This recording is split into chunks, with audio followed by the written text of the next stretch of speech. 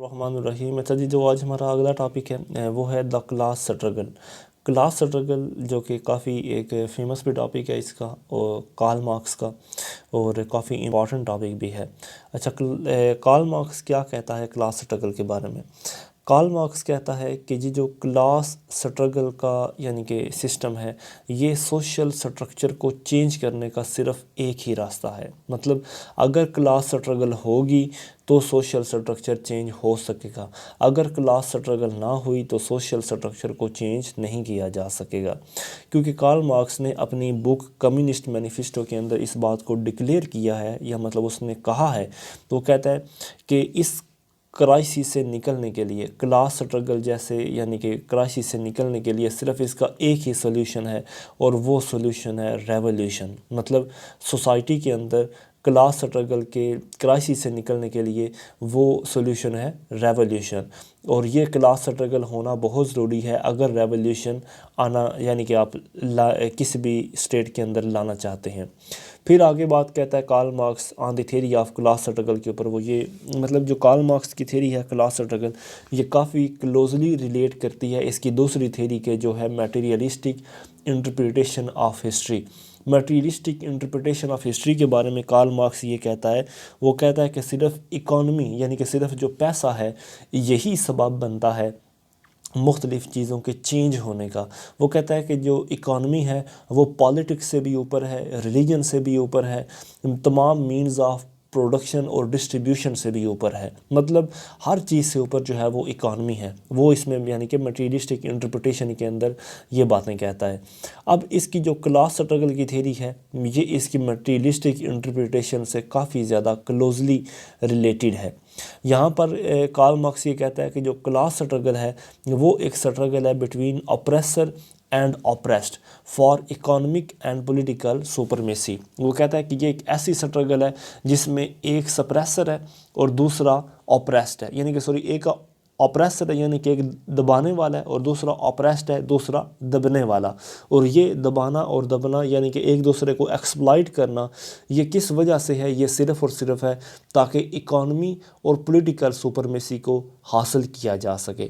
ये दोनों ग्रुप जो हैं यानी कि दोनों क्लास स्ट्रगल के अंदर दोनों आने वाले जो ग्रुप हैं, यानी कि एक गरीब और एक अमीर, ये दोनों एक दूसरे के काफ़ी बड़े बड़े दुश्मन हैं।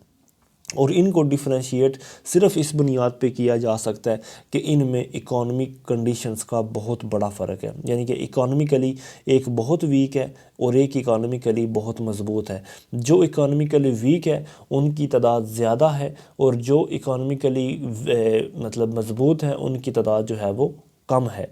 अच्छा, नेक्स्ट आता है कार्ल मार्क्स ये कहता है कि जो क्लास स्ट्रगल है ये मॉडर्न सोशल ऑर्डर के अंदर भी आज भी मौजूद है, लेकिन इसकी जो कंडीशंस हैं ऑप्रेस करने की वो अब चेंज हो चुकी हैं। मतलब क्लास स्ट्रगल का जो कॉन्सेप्ट है, पहले तो कार्ल मार्क्स ये कहता है कि अगर ब्लडी रेवोल्यूशन आ जाएगा, अगर कम्युनिस्ट स्टेट बन जाएगी, तो फिर ये मतलब क्लास स्ट्रगल का कंसेप्ट जो है वो ख़त्म हो जाएगा। लेकिन अगर क्लास स्ट्रगल का कंसेप्ट ख़त्म नहीं होता, रेवोल्यूशन नहीं आता या कम्युनिस्ट स्टेट नहीं बनती, तो फिर भी क्लास स्ट्रगल का कंसेप्ट जो है वो रहेगा, लेकिन उसकी जो टर्म्स एंड कंडीशंस हैं ऑप्रेस करने की वो जो है वो चेंज हो जाएंगी। आज की मॉडर्न सोसाइटी के अंदर कार्ल मार्क्स कहता है कि मॉडर्न सोसाइटी में दो किस्म की क्लासेस जो हैं वो बन चुकी हैं। एक है बर्गियोसिस और दूसरी है दी प्रोलेटेरिएट। बर्गियोसी जो हैं वो कैपिटलिस्ट हैं और द प्रोलेटेरिएट जो हैं वो लेबर्स हैं। मॉडर्न स्टेट के अंदर जो बर्गियोसिस हैं वो मतलब एक्सप्लॉइटर्स हैं या मतलब ओप्रेसर हैं, लेकिन जो प्रोलेटेरिएट हैं वो बेचारे ऑप्रेस्ड हैं, गरीब हैं, या उनको एक्सप्लॉइट जो है वो किया जाता है। अच्छा, अब आगे वो कहता है कि किस तरह कैपिटलिस्ट जो हैं वो मतलब एक्सप्लॉइट करते हैं दूसरों को।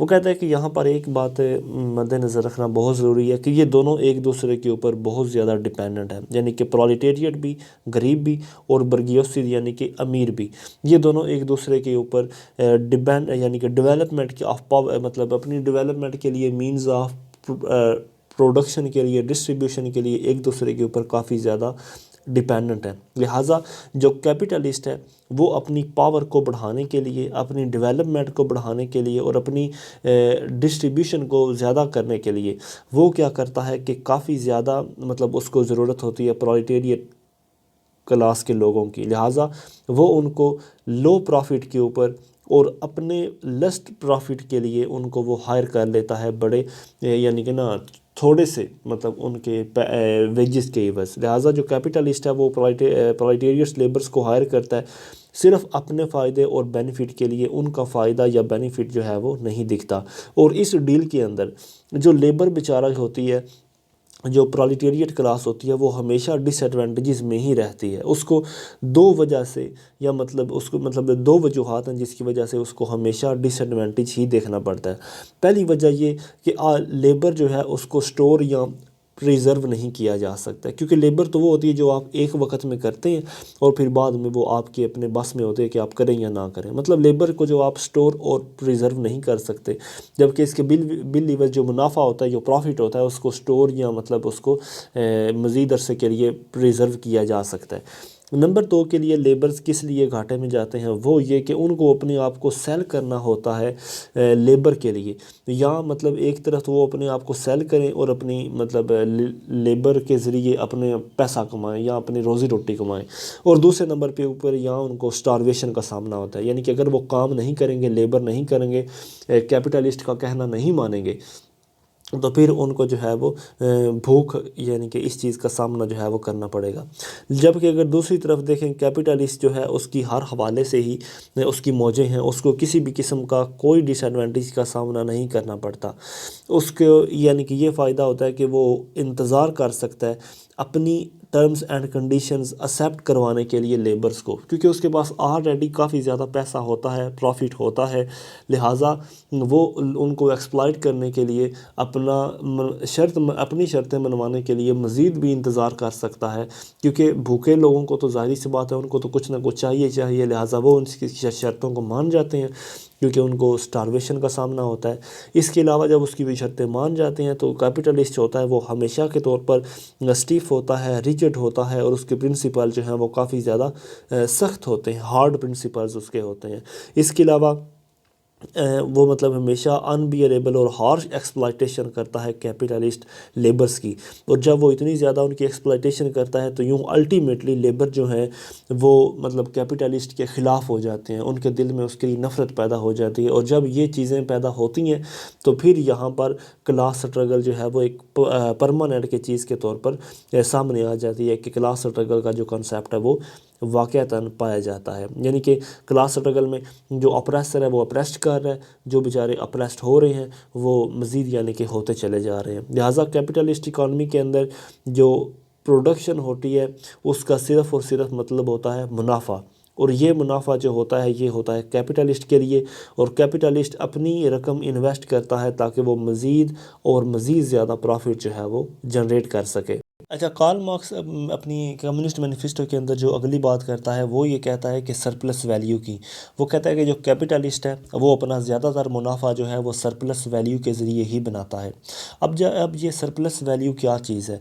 दरअसल सरप्लस वैल्यू एक वो डिफरेंस होता है जो मतलब एक डिफरेंस पैदा करता है एक्सचेंज वैल्यू ऑफ प्रोडक्ट और वैल्यू ऑफ लेबर पावर। मिसाल के तौर पर कि जो अब ऐसे ही से एक एग्जांपल अगर आप लें कि एक मतलब मज़दूर लगा हुआ है, वो मेहनत ज़्यादा कर रहा है, जो वो चीज़ बना रहा है उसकी वैल्यू भी काफ़ी ज़्यादा है, लेकिन उसको जो पैसा मिल रहा है वो उस बनने वाली चीज़ के वैल्यू से आधे से भी ज़्यादा उसको दिया जा रहा है। यानी कि जितनी वो एफ़र्ट कर रहा है उसकी एफ़र्ट का आधे से भी कम जो हिस्सा है वो उसको मिल रहा है, जबकि बहुत ज़्यादा जो प्रॉफिट है वो उस चीज़ बनवाने वाले को जा रहा है। यानी कि जिस बंदे की वो चीज़ है या जिस कैपिटलिस्ट की वो चीज़ है, जिस कैपिटलिस्ट की वो प्रोडक्ट है, उसको मुनाफा ज़्यादा हो रहा है, और जो एफ़र्ट लेबर कर रही है या जो पावर लेबर लगा रही है उसको उसकी वैल्यू नहीं मिल रही। यही चीज़ है सरप्लस वैल्यू। और जो एक्सप्लॉइटर है यानी कि जो कैपिटलिस्ट है वो इसी चीज़ से ज़्यादा फ़ायदा जो है वो उठाता है। अच्छा, अगर दूसरे अल्फाज में कहा जाए तो द वेज पेड और to the workers are not equivalent to their effort, मतलब जो पैसा या जो वेजिस वर्कर्स को दिए जाते हैं वो उनकी मेहनत के मुकाबले में इतने ज़्यादा नहीं होते, लेकिन सिर्फ या तो वो हाफ़ होते हैं या वो हाफ़ से भी यानी कि कम होते हैं, मतलब उनकी एफ़र्ट से हाफ़ होते हैं या उनकी एफ़र्ट से हाफ़ से भी कम होते हैं।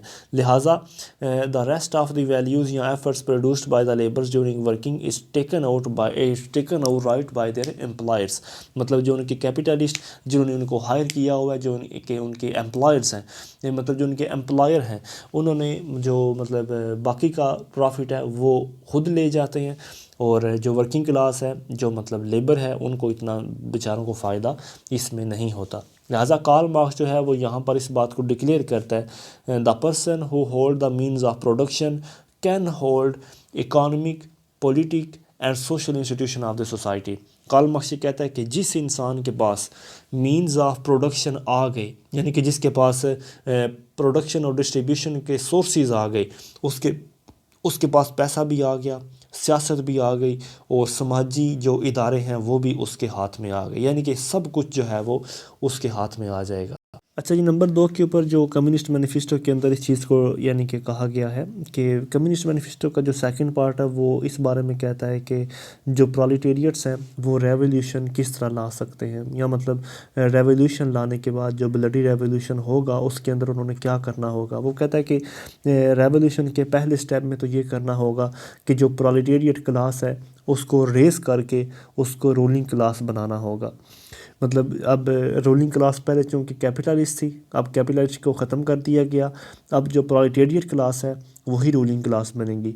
सेकंड स्टेप के अंदर क्या करना होगा कि जब प्रोलेटेरिएट क्लास की पावर बन जाएगी तो जितने भी किस्म के सोशल इंस्टीट्यूशंस हैं, पॉलिटिकल इंस्टीट्यूशंस हैं, इकोनॉमिक इंस्टीट्यूशंस हैं, उनको मुकम्मल तौर पर रिप्लेस किया जाएगा या उनको एबॉलिश करके नए इंस्टीट्यूशन बनाएंगे, लेकिन वो इंस्टीट्यूशंस मुकम्मल तौर पर तमाम लोगों को रिप्रेजेंट करेंगे, मतलब तमाम लोगों के फ़ायदे के लिए होंगे, नीड्स के लिए होंगे। लिहाजा पहले जितने भी इंस्टीट्यूशन, चाहे वो प्रॉपर्टी के हों, लैंड के, राइट ऑफ इनहेरिटेंस के, या मींस ऑफ कम्युनिकेशन, ट्रांसपोर्ट या फैक्ट्रीज़, उन तमाम चीज़ों को मतलब नेशनलाइज किया जाएगा और उनको जो है नए सिरे से बनाया जाएगा। अच्छा जी, अब कार्ल मार्क्स की थ्योरी के ऊपर कुछ क्रिटिसिज्म भी आता है, कुछ तनकीद भी यानी कि आती है। कुछ थिंकर्स जो हैं वो इस बात को सोचते हैं कि theory of class struggle is propaganda, कि जो कार्ल मार्क्स ने क्लास स्ट्रगल की थ्योरी पेश की है ये दरअसल सिर्फ़ और सिर्फ एक प्रोपेगेंडा था, ताकि जो वर्किंग क्लास है उनको थोड़ी कामयाबी दिलवाई जा सके, उनको थोड़े से हकूक़ जो हैं वो दिलवाए जा सकें। मतलब ये मतलब रूलिंग क्लास को डराने के लिए एक प्रोपेगेंडा किया गया था कि ताकि लेबर्स के जो हकूक़ हैं, उनकी जो कामयाबी है उसको थोड़ा इंश्योर किया जा सके। फिर नंबर 2 के ऊपर मार्क्स ने जो क्लास को यानी कि डिफ़ाइन किया है वो उसने बड़ा नैरोली डिफ़ाइन किया है, मतलब उसने बहुत छोटे से पैमाने के ऊपर उसने क्लास स्ट्रगल को डिफ़ाइन किया है। Because there are many genuine and serious difficulties about the term class, क्योंकि इसके अलावा भी मतलब अगर थ्योरी ऑफ क्लास स्ट्रगल जो कार्ल मार्क्स ने दी है, इसके अलावा भी बहुत ज़्यादा यानी कि चीज़ें जो हैं वो इस फ्लॉ को डिक्लेयर करते हैं कि मतलब कार्ल मार्क्स ने बहुत नैरो लेवल के ऊपर क्लास स्ट्रगल को डिफ़ाइन किया है। मतलब इसने कोई बड़े पैमाने के ऊपर इस टर्म को डिफ़ाइन नहीं किया, बल्कि जो क्लास टर्म बज़ाते खुद अपने आप में ही है, ये एक बहुत बड़ी और एक जेन्युइन मतलब एक चीज़ अपने अंदर ही है। अच्छा, नेक्स्ट नंबर 3 के ऊपर जो इसके ऊपर तनकीद बनती है वो ये कि Marx gave only one definition about proletariats, कि कार्ल मार्क्स ने जो प्रोलेटेरियट यानी कि जो लेबर्स हैं उसकी सिर्फ एक ही उसने डेफिनेशन दी है, और वो उसने डेफिनेशन ये दी है कि प्रोलेटेरियट मुकम्मल तौर पर डिपेंड होते हैं on the sale of its labour, कि जब अगर वो मेहनत करेंगे तो उनको मतलब पैसे आएंगे, अगर वो मेहनत नहीं करेंगे तो वो भूखे मर जाएंगे। सिर्फ उसने एक ही डेफिनेशन की है, मतलब उनका जीना और उनका मरना ये मुकम्मल डिपेंड करता है लेबर के ऊपर। इसके अलावा उसने प्रोलेटेरिएट को कोई और डेफिनेशन नहीं दी।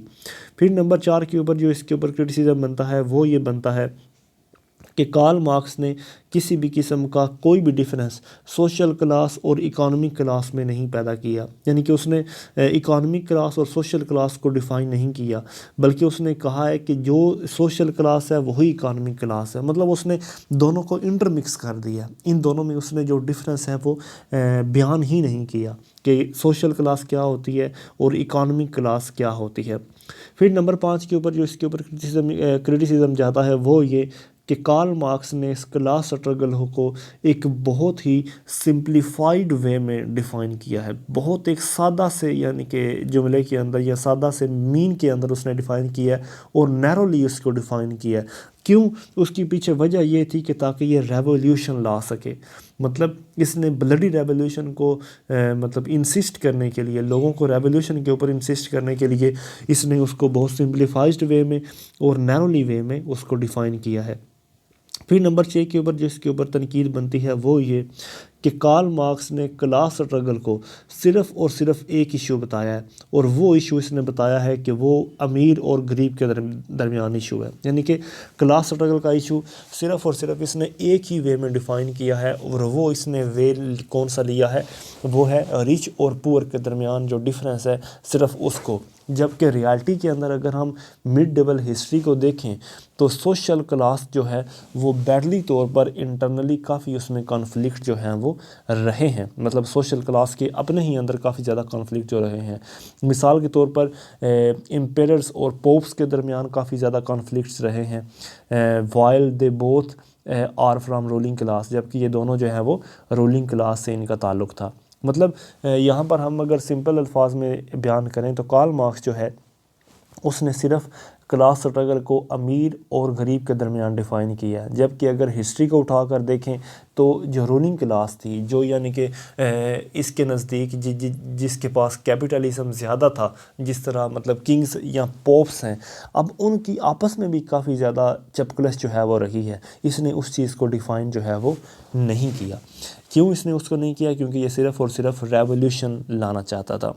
नंबर 7 के ऊपर Karl Marx stated that the proletariat revolution was expected to take place in highly industrialized countries. Karl Marx ये कहता है कि जो रेवोल्यूशन प्रोलेटेरिएट रेवोल्यूशन होगा वो ज़्यादातर उन ममालिक में आएगा जहाँ पर बहुत ज़्यादा इंडस्ट्रियलाइजेशन होगी। अगर इंडस्ट्री, क्योंकि उसके नज़दीक जहाँ पर इंडस्ट्रियलाइजेशन होती है वहाँ पर कैपिटलिज़म ज़्यादा होता है और वहाँ पर गरीबों के हक़ को ज़्यादा मारा जाता है, लिहाजा वहाँ पर जो है मतलब रेवोल्यूशन ज़्यादा आएगा। लेकिन अगर कार्ल मार्क्स का कम्युनिस्ट रेवोल्यूशन देखें जो रशिया और चाइना के अंदर आया है 1917 के अंदर रशिया में और 1949 में चाइना में, ये वहाँ पर किसी भी किस्म की कोई बड़ी इंडस्ट्रियलाइजेशन नहीं थी।